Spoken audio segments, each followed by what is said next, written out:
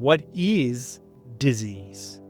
It dis-ease within the body. The mind is at a space of not ease. And what happens when you are diagnosed? Do you tell yourself it's going to be super easy? This isn't going to affect me at all. No, typically what happens is you go through a moment of fear. You go to worry. You go to a very lower vibrating emotion. And so you start to play that scenario out. We go to Dr. Google. And then we look at everything we can about the dis-ease. What is that really doing? It's reinforcing what the doctors had told you. Then you begin to tell people about it. And you use the word I have. And it becomes almost like a badge you wear. I have MEN1. I have multiple sclerosis. But in that moment, are you feeding the dis-ease with those words? Or are you feeding your possibility with those words? Going back to the beginning, the mind is everything. It directs the body, it directs our nerves, it directs our cells. What you think you become. What if only thoughts of possibility portrayed throughout your body? This actually changes your physical reality. I proved it. My guest today is Matt Rowe, coach, speaker, and writer of Belief to Heal, in which Matt shares his phenomenal journey healing primary progressive MS, or multiple sclerosis, a condition with an incredibly bleak outcome, but one that Matt has managed to turn completely on its head. Matt shares today why healing is only possible when you actually believe that it will happen, not wait for evidence or proof. He also shares a number of tangible tips to help you rewire your neural circuits and create 1% change in your life every single day. Let's dive back in. I don't ask every guest their journey, but Matt, yours is so valuable. Where is it that your healing journey started? Where did the diagnosis come? Where are you now, and how has that story unfolded? Yeah, absolutely. So my journey began, I was an All-American triathlete in 2007, and then I paralyzed my right leg from the waist down. It wasn't even a dis-ease at that point, but it was like a limitation. My identity of being an athlete was just taken away. So at that moment, I started to walk this journey. I had not taken a look at neuroplasticity and actually being able to rewire my brain to get the message to send from my brain to my leg again. Over 4 months, I kept being pulled towards a neurologist who did a surgery. Gave me a 50-50 shot that he'd paralyze me from the waist down or he'd get the leg working again. But this full time, I was in a space of possibility. I'm like, you know what, I am going to. But it was not just the words I said, it was the knowing deep within me. So this journey kept going on, and in 2013, I started to experience 25 to 30 strokes a day. That was scary. And then I started to learn that food is medicine, and I started to take care of my body better. But still, it was very much in a doing perspective. Then in 2017, I was diagnosed with primary progressive multiple sclerosis. All of these, from the paralyzed leg to the strokes to MS, they were all due to stress. I had a high amount of stress at that time. I was really worried and all of that type of thing. And so what happened was the doctor in 2017 told me I was 6 months from a wheelchair because I had a severe case of MS. And I said, no, if I can get over a paralyzed leg and get through the strokes, then I can overcome this. So you noticed how the mind was already being pre-programmed to actually be able to rise above this. Now today, I'm still walking. I'm still working out. I'm still doing so many things that in my life, I recently became a grandpa, all of these things within my life, I just kept letting them unfold and happen. But that's when I started to learn that, 3 years before that, I started to learn about neuroplasticity and the rewiring of the brain. So then I started to rewire my brain. And I said, whether I think I could or think I couldn't, I was right. And then I started to study Buddha. Like Buddha came in, and I love what Buddha said 2,500 years ago. The mind is everything. What you think, you become. And I said, well, holy cow, if I want to overcome this disease that the doctors are telling me there's no cure for, then it's going to have to begin in here. And I've got to rewire new neural pathways inside my mind. But I realized at that moment to rewire the neural pathways in my mind to run again, because in 2011, I did finish Ironman after I paralyzed my leg. But to rewire those nerves to go to my leg, that took time. Your nerves grow 1 millimeter a day. So if I have a 32-inch inseam, that means I was 3.5 years to get that to wiring, but I didn't quit. I kept moving, kept going. So with MS, I had to keep moving. I had to keep going. But this is not just with the body, the foods I ate, the exercises I did, but it was also what I told myself in my mind. And I wrote a new neural pathway to actually get to that space. Now today, I do notice issues if I am stressed out.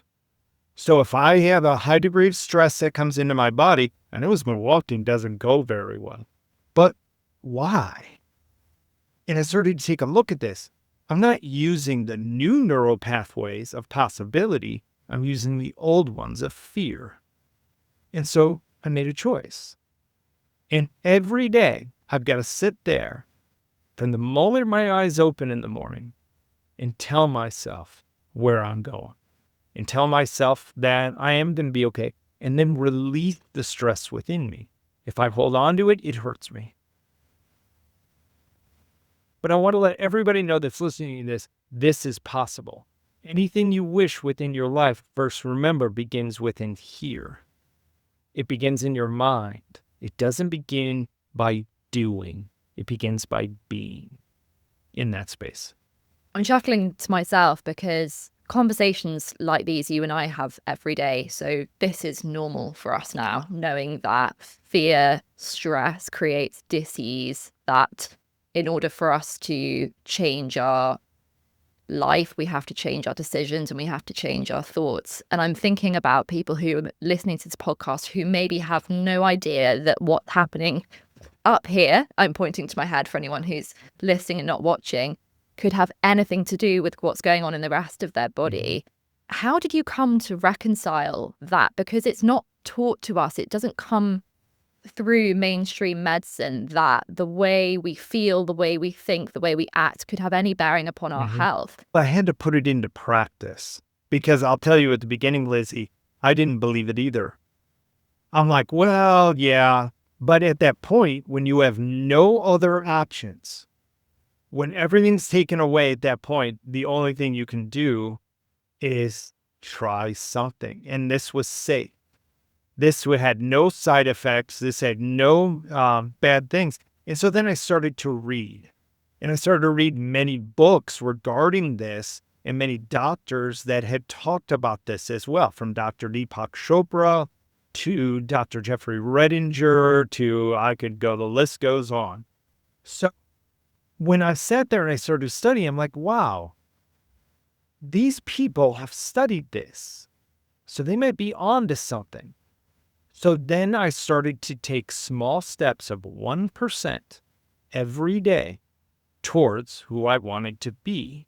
So now let's take a look at this, is when you study this at this deeper level, we are energy. Why do I say that? We can look at our hands, we can look at our bodies, and you say, no, Matt, that's not right. I'm a body. Well, I'm going to challenge you on that. You're not just the body. What's the body made of? The body is made of atoms. All of everything around you is made of atoms. Science knows this, and it's been proven. But what is made of the atom? The atom is 99.9999999% energy. Well, that was like baffling to me. I was like, okay, so if the atom is energy and everything is atoms, then I'm just energy. So then I said, where does energy come from? Well, energy comes from every thought, feeling, experience, and emotion that you have. So for example, let's say you wake up in the morning and you're frustrated at the diagnosis. And you're like, oh, this is going to be terrible. But that's what you're telling yourself. Well, that A is energy. Then that energy transmutes within the body.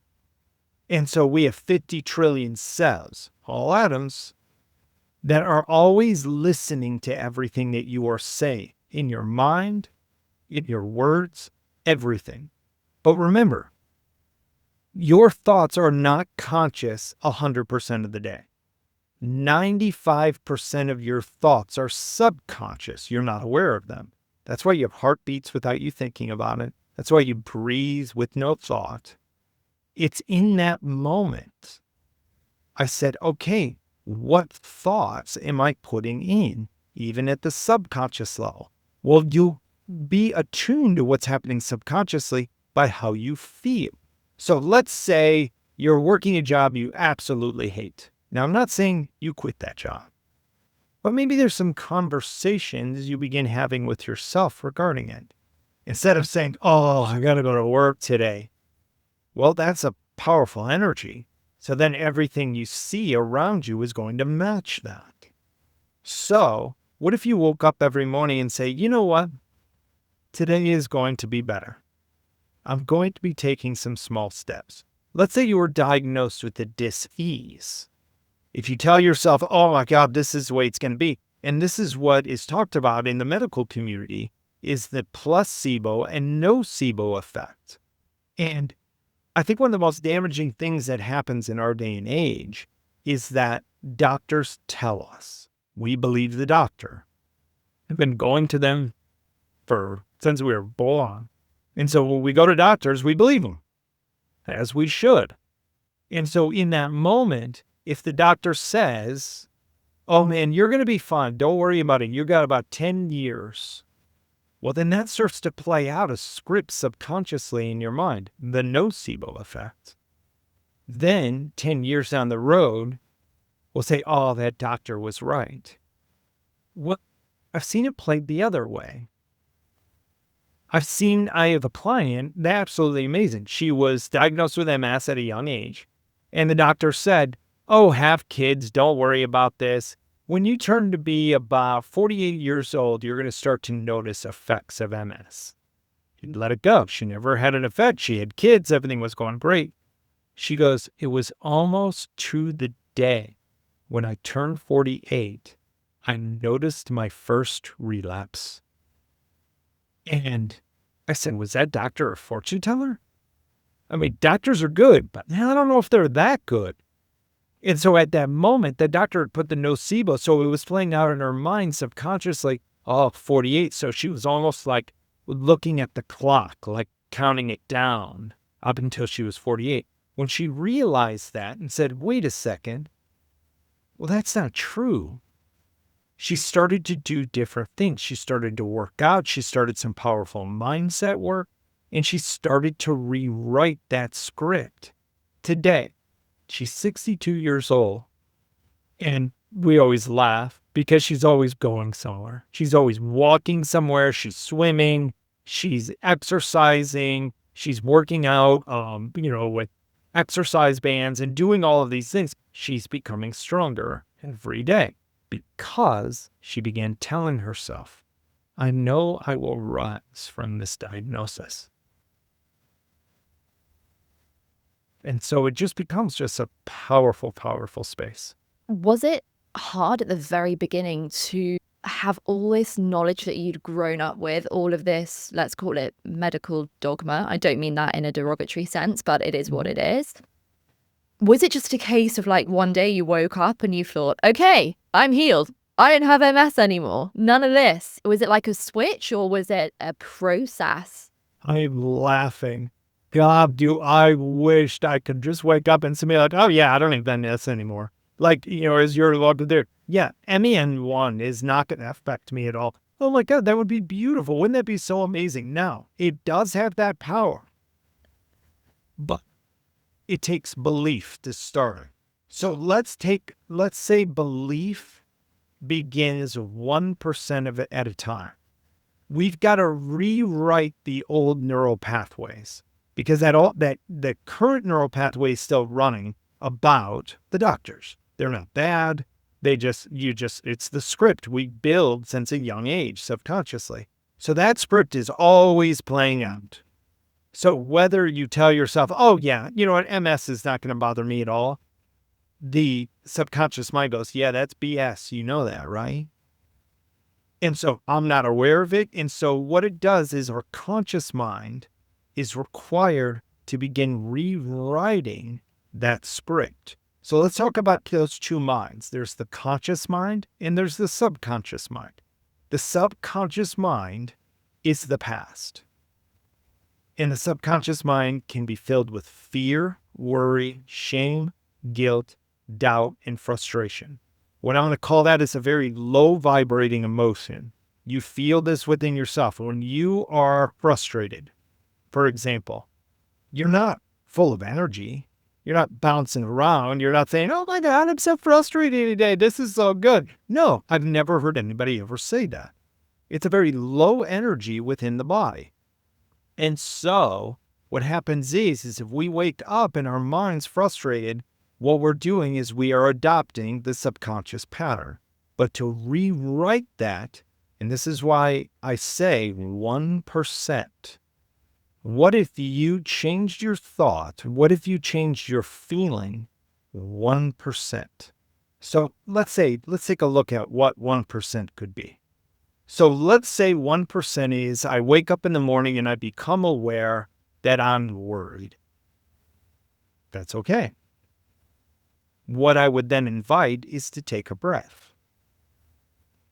At that point, right there, it seems so simple, so like minuscule, but that can be the most powerful thing we do as human beings.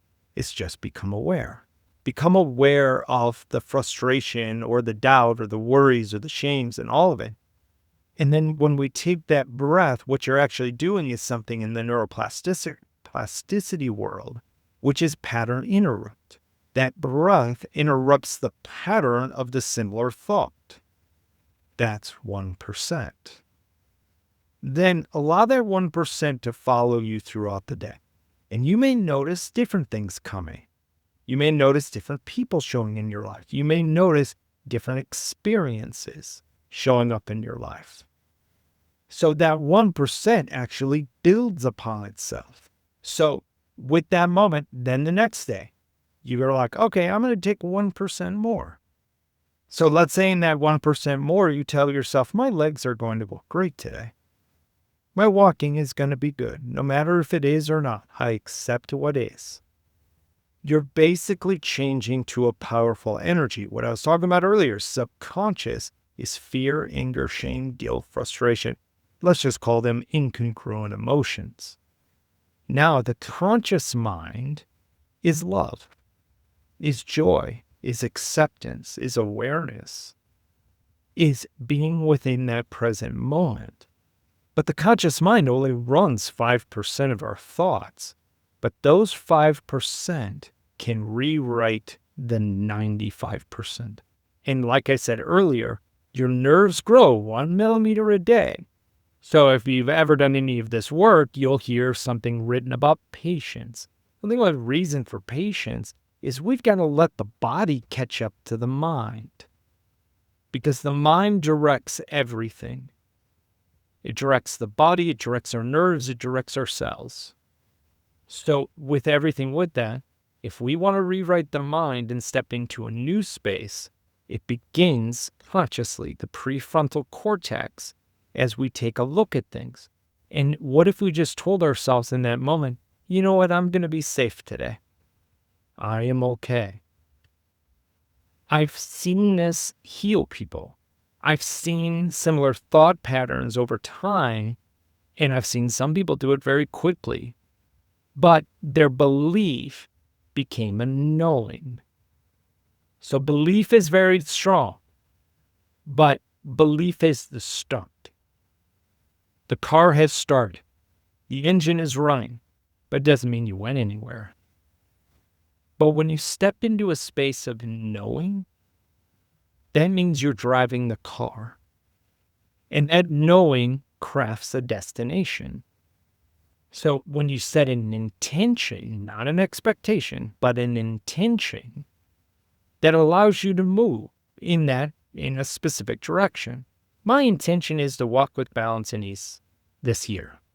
Okay, that's great. That's the mountaintop. But to climb the mountain, we've got to get on the trail. Can't climb it in one step. So we put ourselves on the trail and we take one step after another. That's the 1%. So as you're moving through that, remember, the eye is on the prize. I'm going to be walking with balance and ease at the end of this year. Remember that nocebo effect I told you about earlier? What if we began writing our own nocebo effects and started to look at little successes throughout the day in those little moments? This is where it seems kind of blasé or wooey and all that kind of stuff. But until I put this into practice and proved it, then it became truth. Then it became my truth. So anytime I feel, for example, I don't feel good or I have something going on, I first approach it with the mind. I take care of my body, of course, but I approach it with the mind. Putting things in your thoughts are as important as putting things inside your body. For example, if you want to heal, you're not going to McDonald's every day and eating McDonald's. It's highly processed foods, and you're like, oh, that never makes me feel good. Well, you can see that on the physical side. But your mind is the same way. So what if only positive good thoughts went in? What if only thoughts of possibility portrayed throughout your body? And I proved it. This actually changes your physical reality. I love how you pronounce the word dis-ease. I do it personally to differentiate between my dis-ease as in my emotional unease and the thoughts and the experiences that have so far happened in my life to which I've attached some sort of meaning to then create a diagnosis. And I stress that to people that I work with because I think it's very easy to attach to the diagnosis without necessarily understanding what the unease is underneath it. Can you talk us through a little bit of that? Why is it so important to understand that whatever label we might have, whether it's MEM1, whether it's MS, whatever it might be, what is the common denominator underneath all of those medical conditions which we walk around and we have as a kind of statement to say, I have this? What is actually going on underneath all that? Okay, so let's go back to what Buddha said. I'll start with what Buddha said at the beginning that I talked about a little bit. The mind is everything, what you think you become. So then this kind of blasé over on that side saying, okay, what do you tell yourself when you're diagnosed with the disease? Do you tell yourself, oh my gosh, this is nothing. This is going to be super easy. This isn't going to affect me at all. No, typically what happens when you're diagnosed is you go through a moment of fear. There's a big worry with disease. We're like, oh, and then we do something terrible, Lizzie. We go to Dr. Google and we type it in a Google search. And then we look at everything we can about the dis-ease. Well, then what is that really doing? It's reinforcing what the doctors had told you. And then you are starting to become the dis-ease. So we have an opportunity to rewrite that. It is always our choice. We are that powerful. I've seen this work for individuals. So with somebody that I was following in her books that I've read, Louise Hay. She's no longer with us. She'd be like 120 years old. But Louise was diagnosed with cancer twice. And she regularly told herself every day, all is well. Everything is happening for my highest and best. In this moment, only good will come. And that became her almost minute by minute moniker. She would just say those words, but she didn't just believe it, she knew it. Then what happened as a result, when she went back in for a cancer scan, the cancer was gone. The body healed itself. your body is this amazing that your body can heal all dis-ease within your body. And yes, those words broken apart was taught to me by Dr. Deepak Chopra. And so if you think about it, what is disease? It dis-ease within the body. The mind is at a space of not ease. And what happens when you are diagnosed? You go to worry, you go to fear, you go to a very lower vibrating emotion, and so you start to play that scenario out. Then, like you said earlier, you begin to tell people about it. And you use the word I have. And it becomes almost like a badge you wear or a sign you wear. I have MEN1. I have multiple sclerosis. But in that moment, are you feeding the dis-ease with those words? Or are you feeding your possibility with those words? Going back to the beginning, the mind is everything, what you think you become. So if I think I have, then I'm going to be looking at more instances of having MS. And then I'll tell people about it. And then I'll be like, oh yeah, it's a bad MS day. Or this is going on. And the body goes, okay, it's a bad MS day. To go back to what we were talking about at the beginning, we are energy. So now I'm dovetailing these pieces together. So if that thought is energy, what if I slowly started to rewrite that thought every day? And said, you know what? Today's going to be better. When people ask us how they know, they've probably heard, they've been with you for what? So at that moment, somebody will come to you because they don't know what else to ask in that moment. Oh, how are you feeling today? I'm just using an example. So they'll ask you the question, how are you feeling today? And then what we do is we go into the story of MS. And we're like, well, it's kind of a rough day. My walking's not. And then we start to tell them that story to reconfirm it. So what if we switched that script? So the person comes to you and says, oh, how are you feeling today? You know, every day and every way, I am getting better and better. How are you? How are you doing? Most people don't want to talk about us. They want to talk about themselves. And that's okay. So what if you just slowly started rewriting that story? What if your energy was one to being really curious about the other person, asking them how they are, and walking down that road? So these are the beautiful possibilities that happen within our bodies. Now, if in this moment, if thoughts become things, then we can say, anybody around us, I only want to share with them what makes me feel good inside my mind, which then directly represents inside the body. If you don't believe me, try it for 1 week.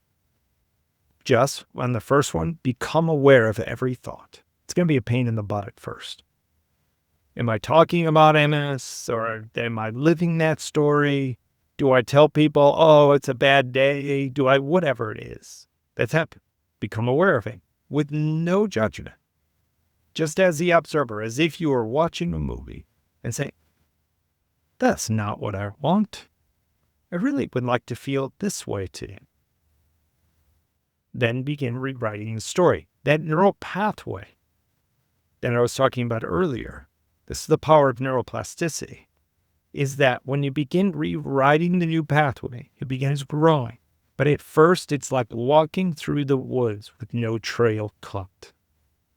It's a pain in the butt if you've ever done it. It may take you all day to walk a mile. But as you do it more often and more often with patience and compassion, then all of a sudden, a trail forms within the mind, the neural pathway. And as that trail forms, I could get it to a point that I could go that mile in an hour. Pretty soon that trail will be so ingrained that it'll become a superhighway and I could travel that mile in a minute. So you notice that with this time that comes into our minds and possibilities, it happens with one small step.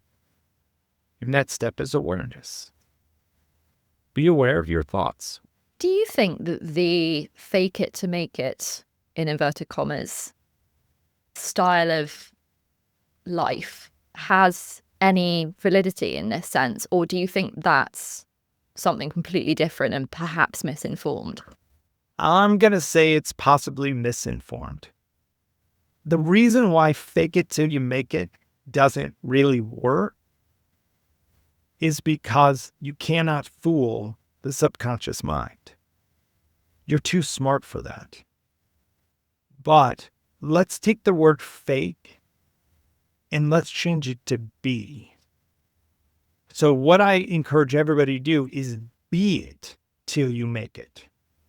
So that's, for example, when you wake up in the morning, be happy. And you don't need to go from 0 to 100 unhappy. Go from 0 to 1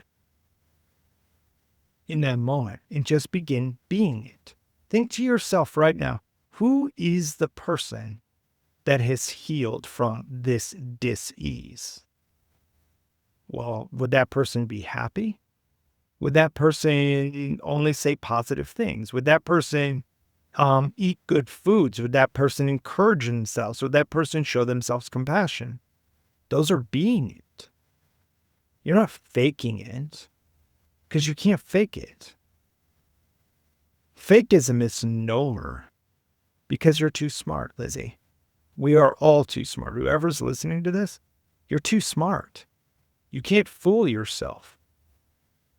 Because remember, that subconscious mind is running 95% of your thoughts. So to go to fake it doesn't make sense. But to go be it, that's an emotion. Then the subconscious mind starts going, oh, you are this. And then what you'll notice is small little steps towards your possibility over and over. And this is the beautiful side about it. Your mind is this powerful. And if you don't believe me, ask any billionaire, anybody that's healed from a dis-ease. Do they sit there and say, oh, I don't have any money. This is going to be terrible. Or I'm so sick all the time. No, those people don't do that. They're very aware of all of their thoughts. They live in a world of possibility. So something that I really struggled with when I first began my kind of like active healing journey was, again, this belief that because MEN1 was not just a standard condition that you might develop because you've got bad eating habits, it wasn't an autoimmune condition that you can hear of quite frequently. Right. It was a genetic disorder and it was hereditary and there was supposedly nothing I could have done about it, and I've been told there's nothing I can do about it. That then, no matter how much work I did on myself, that doubt, that belief, I guess, I kept clutching onto it. I didn't even know I was doing it, but there was a voice at the back of my head that said, no one else has done it. It's not proven. You can't do it. This is one of the 1 to 3% of diseases that none of the lifestyle experts will talk about because they just don't know. It's all unproven. I want to ask you now, in retrospect for me, what was that doubt, even if it was only minuscule? What was that doubt doing? Why was it there? How was it there? And what was it doing to prevent my healing? Well, that's a powerful space to be. That's a really powerful question, is what you just asked. Why is that doubt there? Where did it come from? How did this get put within me? Why do I doubt my body's own ability to overcome MEN1? And so, by becoming curious in that moment, then you'll begin asking yourself different questions and say, you know what? Remember when I was I'm making it up now, Lizzie. I remember when I was a little girl and we came upon, there was a family that lived next to us that they had always were sick and always had issues. And I remember my family saying that, oh, this just happens to certain people. And it pulls that possibility away. So then that thought came into your mind based on what somebody told you when you were young, when you were writing your subconscious mind. We write our subconscious mind from birth to 10 years old. So anything told to us at that time, it's just ingrained. It's just basically being put within us. So then it, dwindles a little bit, and that's a whole nother process with that. But within that, when you become curious of where did that thought come from? Where did this moment happen? Maybe it was a moment you saw a grandparent that always went to the doctor. And the doctor was always telling him the grandparent came back and they said, oh, that doctor's really good. I've got to go to them more often. But then as that kid that's growing up with this, we start to believe it. So we potentially get sick on our own right. And then we follow down that road. And then you notice the trajectory goes down that space. So with this moment, become aware. Where did that thought come from? Do I believe that thought? Do I think there's a possibility? This is why I'm a big fan of go to read books. A great one is Healed by Dr. Jeffrey Redinger. And so they're talking about miraculous healings of people curing late-stage lupus and stage 4 cancer and all of these things. But then what does that book, when you read it, do for you? It brings possibility within your mind and say, oh, I could do this. I can get through this. And then you begin taking one small step, that 1%, not a big leap. You take that 1% in that possibility. Only put good things in your mind. Only listen or talk to people that have healed. They may not have healed any in one, but talk about the body's ability to heal. Read Quantum Body by Dr. Deepak Chopra.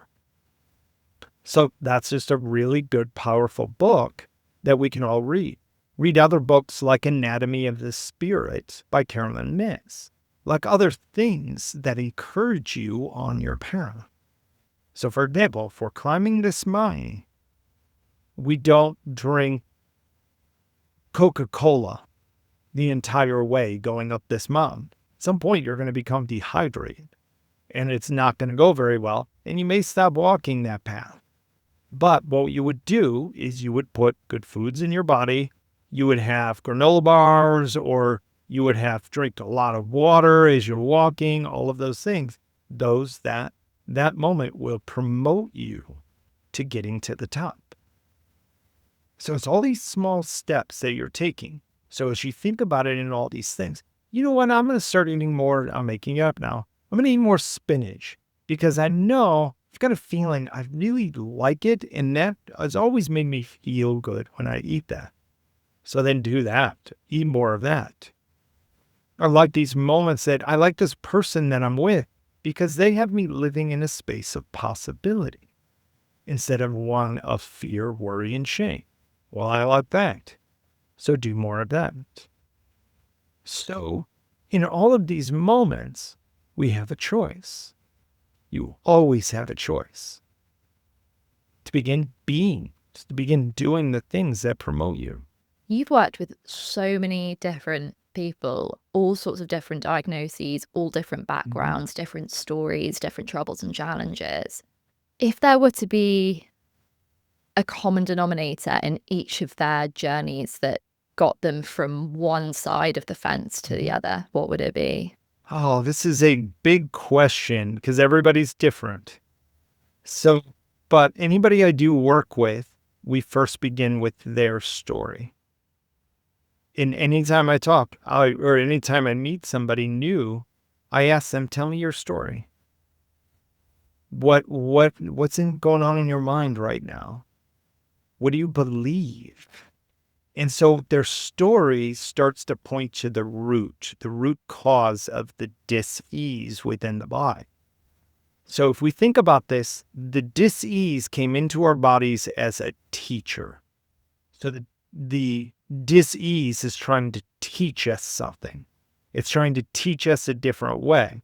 For me, MS was a teacher for me, and it became the greatest gift I ever received, because in that moment, I started to take a look at and saying, okay, what story am I telling myself? And so the story that I was telling myself was that I was not enough. I was highly stressed. I got to do more. I got to be this. I've got to go down this road. That was the story. That was the prescript that I kept telling myself, and I was living that out. MS came in to rattle me off my cage, rattle me off the pinnacle and say, okay, you want to go to here. You want to feel better. You want to feel peaceful, whatever it is. So then it comes in that moment after we talk about the story. And so the story is the start. Then the next question I will ask is, what do you want? And as the individual talks about what they want, they'll see emotions starting to come up within their body. They may be a tightness. You see their shoulders crunch up, or you see tears start to flow, or all of those things. Because there's so many times we don't ask ourselves, what do I want? Where am I going? We allow society to basically pull us down a road in a specific way. And we think about it literally. Like, think about this. And I'm holding my hand up in a straight line going upwards. We go, oh, I start here and then I'll get to here. But that never goes that way.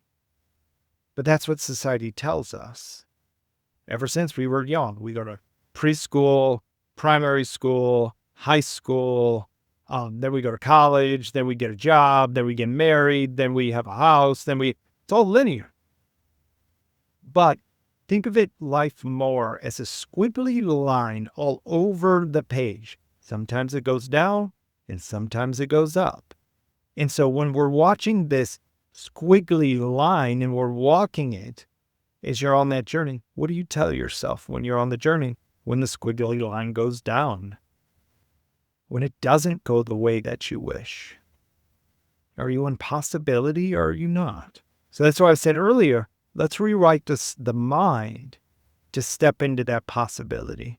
And it all starts with your story. For anyone who's listening back, and this might be the beginning of their health journey or their healing journey, and they're not really sure where to start, are there any modalities that you recommend or that you particularly like for yourself that would help get that person from 0 to 1, whether it's meditation or journaling or getting some exercise, changing their diet? What would that first thing be that maybe you did yourself or that you would recommend now with the experience that you have and the expertise you have? Yeah, absolutely. The very first one, and this is easy. You do it thousands and thousands of times a day. What I would invite anybody to do is take a breath, but take a conscious breath. That means taking a deep breath in through your nose, allowing that to come down into your lungs and your belly, and then slowly breathing out. By taking that breath, you are resetting the pattern. Then in another step, what I may recommend is go outside. Go put yourself in nature. Now, if it's winter time and you're listening to this can be a little bit more of a challenge.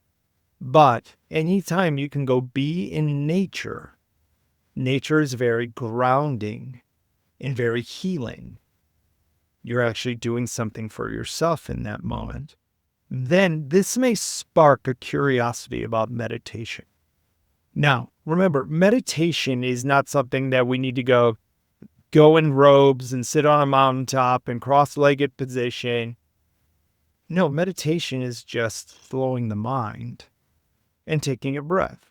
And so what I recommend for anybody, because I'm a meditation practitioner, and what I recommend for anybody just starting out in meditation, allow the thoughts to come in. Don't try to block them or fight them. Just see them for what they are. Just a thought. Now, this took months, and it was frustrating. I would sit in meditation. I'm like, okay, I'm going to just breathe and think of serene a lake and the calmness of it and watch the candle flicker in front of me. No. What started was, oh, did you turn off the stove? Did you really say that to that person? Oh my gosh. Remember that when you were a kid? Did you hurt that person? Or did that person come in? That person really mean it. It's just rampant thought that's coming in. That's okay. What I invite you to do is don't resist those. What you resist, you will persist. So just allow them to be. Just allow it to be a thought. What will happen when we don't try to resist it or push away from it, that thought will dissipate. And it will go away like a smoke off a blown out candle. It might be strong at first, but then pretty soon you'll enter into a space of peace. And so that's what meditation does. Meditation calms the nervous system and puts the body into a parasympathetic state of rest and repair. So, of all modalities, I think meditation is very strong. But start with your breath. Go put yourself in nature. Those two very easy, accessible things. We can always go do that. Even if we have our full parka on and the snow is falling and we're warm in our parka and we just stand outside as the snow falls. Come to see the snow as beauty. Like if it's summertime, come see the heat as a gift. The leaves on the tree. Show appreciation that you are breathing and that you are outside. So you notice how these little, what I gave was a couple little small 1% steps in your thought. And good thoughts attract more good thoughts. There's actually science behind this. So if you can think a good thought, now I say good thought, let's say just a loving thought of being with your spouse or a memory from when you were a kid, when you were laughing. Maybe it was recent you were laughing at something. For 17 seconds. That 17 seconds of conscious thought will bring another 17 seconds. And then another 17 seconds. And when you stack 4 of these together, they know scientifically you are creating energy. At that moment, when you create that energy, you are doing something called manifestation. I couldn't agree more about breath, by the way. And I'm glad that you mentioned manifestation now, and maybe it's a good job that we're at the end of our episode, because otherwise I could have gone on with you for at least another half an hour, all the more for another episode when you come back and join us again, hopefully. Matt, you very humbly mentioned a number of quite prolific authors. Last mention was given to your own quite spectacular work, Belief to Heal, which is on the bookshelf behind you. And I wanted to speak to that as well. Matt, you really are someone who is awe-inspiring because you have bucked every trend possible. Your trajectory has taken so many really phenomenal turns, and all because of a conscious effort that you put behind it. So you've been one of the guests I've been so excited to have on this podcast, because my listeners are, I know deep down, hoping and believing that the same is possible for them. I really hope that anyone who's listening back can take away some nuggets of golden wisdom that you have shared today. Where can people get hold of your book if they would like to read it? Absolutely. I am on Amazon. So all you have to do is in an Amazon search, you can get it worldwide. Belief to Heal, Mastering the Mindset to Heal. And it'll actually, the book, when I wrote it, it was very powerful. And every chapter is going to give you some practices, some very simple practices to actually begin rewriting your health, your own beliefs within yourself to lead you to that space of knowing. I am so excited for anyone who's listening back to be putting some of this into action. And I am so grateful, Matt, for your time and generosity of wisdom. And as I say, looking forward to having you back again for an episode number 2. I can't wait. Thank you so much for having me today. And I hope everybody know that your body can heal. It's possible. I've seen it done with individuals that had weeks to live. And they did. They lived for years afterwards. And they tell a story about it. And it all comes down to this belief deeply within you. Matt is not just another practitioner out here selling a course. He is lived experience of healing a so-called incurable disease. For this reason, he has been an inspiration in my journey so far, and I hope that you, listening back, are able to take some nuggets of gold away. Drop into the description box wherever you're listening to this podcast and order Matt's book, Believe to Heal. And if you want to make sure you don't miss out on the next episode of the Emmy and One Mosaic podcast, click the link to join my email community.